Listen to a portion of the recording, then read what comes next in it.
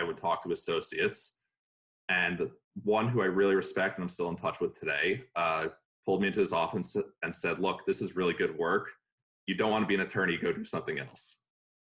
And that kind of stuck with me, because as I started hearing that more and more and seeing my friends in law school who were going through it, they did summer associate gigs at that point and were, like their weekends would be shot. And everyone in the law firm industry kind of knows that if you're a summer associate working terrible hours, it's only going to get worse from there. Yeah, they're miserable.